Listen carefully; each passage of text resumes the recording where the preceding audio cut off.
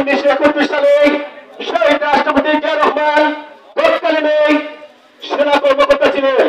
যদি আজকে স্বাধীনতা ঘোষণা না দিতেন তাহলে ওই দেশ অনেক কঠিন হতো স্বাধীন হতে। তার সাথে শ্রদ্ধের সাথে চলন করছি সাবেক 3 বারের সফল প্রধানমন্ত্রী দেশমাতা বেগম খালেদা জিয়া, যে নেত্রী অতি জোর যে জুলুম সবকিছু ত্যাগ করে এই বাংলাদেশে 18 কোটি মানুষকে ছেড়ে চলে যান নাই।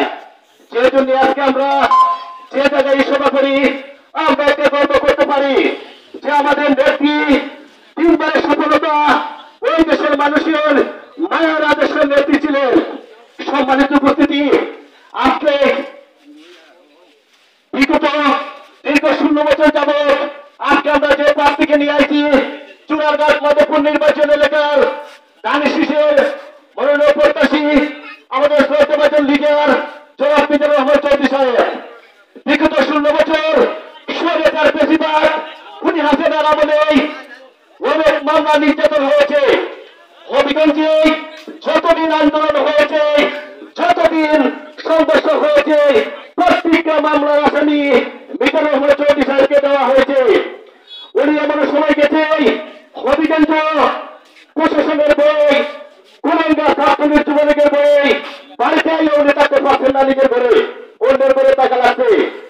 তাই আমরা দেশবাসীর কাছে একটি অনুরোধ, গত কুরবানি ঈদের সময় আপনাদের স্বতন্ত্র আমরা ঈদ পুনর্মিলনের বাংলাদেশ জাতীয়তাবাদী দলের সাথে প্রত্যেকের সাথে একটা দেখা সাক্ষাৎ হয়েছিল।